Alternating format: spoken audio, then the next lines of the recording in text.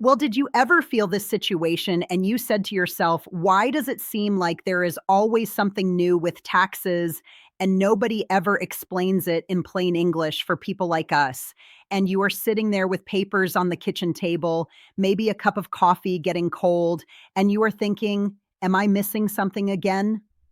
If that sounds familiar, stay with me because today we are talking about a new IRS tax change that directly affects seniors age 65 and older. And if you understand it, it could quietly save you thousands of dollars over the next few years. And listen carefully because at the end, I will give you a clear checklist of what to do and what to look out for. So bear with me until the end where I will point you to the exact information and institutions that can help you if things feel confusing.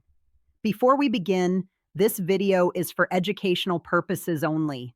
I am not a lawyer, and laws can vary by state. My goal is to help you understand the situation calmly so you can make informed decisions. And if this kind of explanation helps you feel more in control, please like and subscribe so I can continue providing information most seniors are coping with right now. Now, here is the thing. There is a brand new federal tax deduction that started with the 2025 tax year, and it is specifically designed for seniors. Most people have not heard about it yet, and that is a problem because missing it could mean paying more tax than you need to. This change came out of legislation passed in mid-2025, and it created what many people are now calling a senior bonus deduction. It is temporary, it is powerful, and it works differently than anything most retirees are used to. Pause for a moment and stay with me, because this is where it gets interesting. If you are age 65 or older, this new rule allows you to deduct up to $6,000 more from your taxable income each year. If you are married and both you and your spouse are at least 65, that amount can be up to $12,000. And no, this is not replacing something you already get.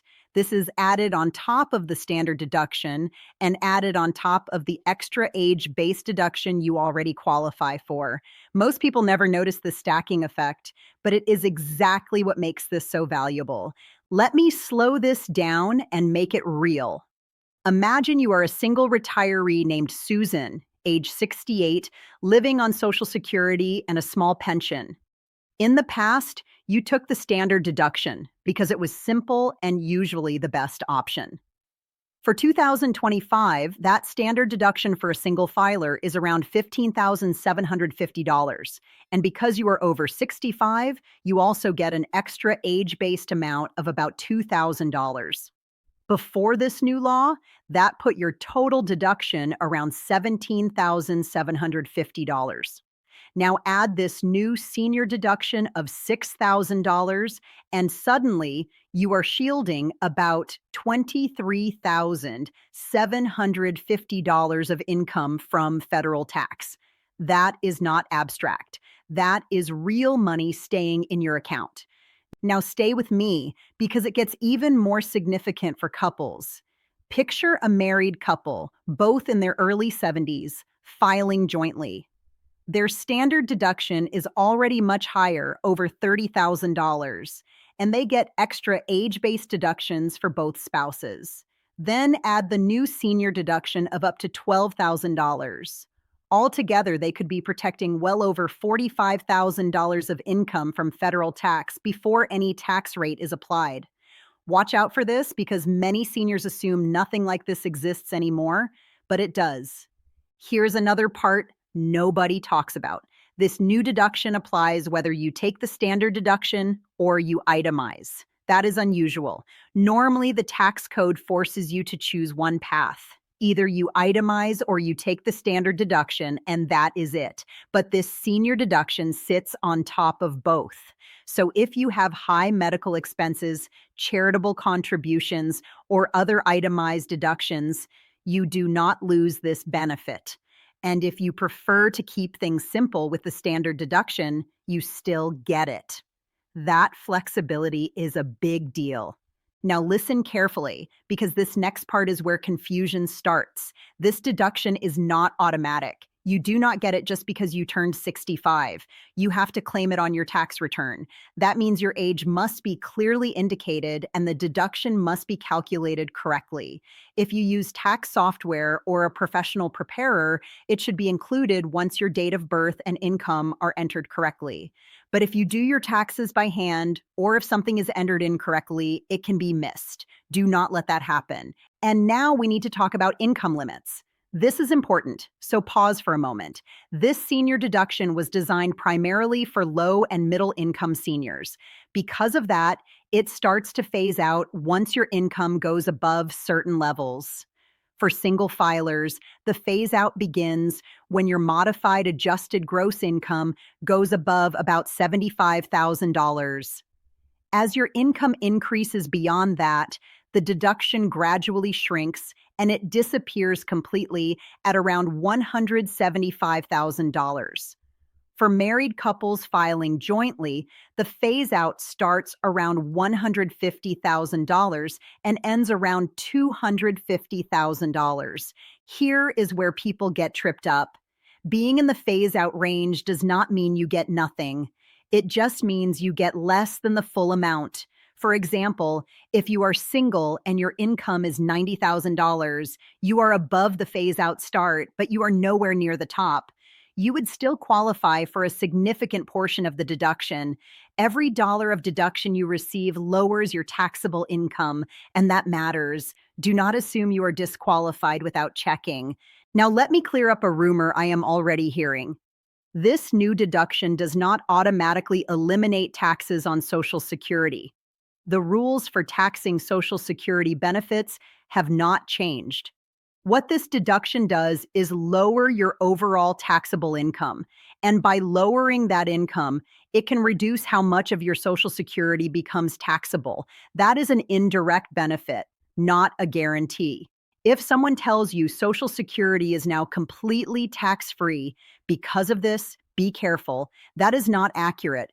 Let us talk about how you actually claim this, because this is where confidence comes from.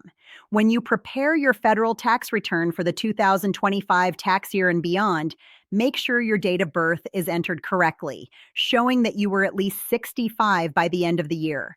If you use Form 1040 SR, which is designed for seniors with larger print, be sure the box indicating age 65 or older is checked. That check mark triggers both the existing age-based deduction and the new senior bonus deduction.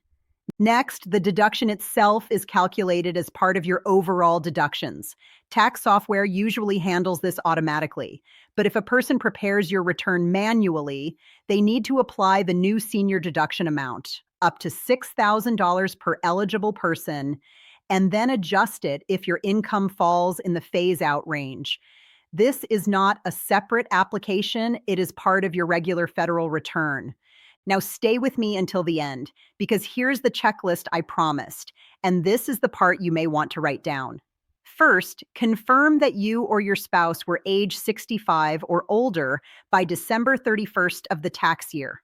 Second, confirm your filing status, single or married filing jointly. Third, check your modified adjusted gross income to see whether you are below, within, or above the phase-out range. Fourth, make sure the senior deduction is included on your return, either by reviewing your software summary or asking your preparer directly.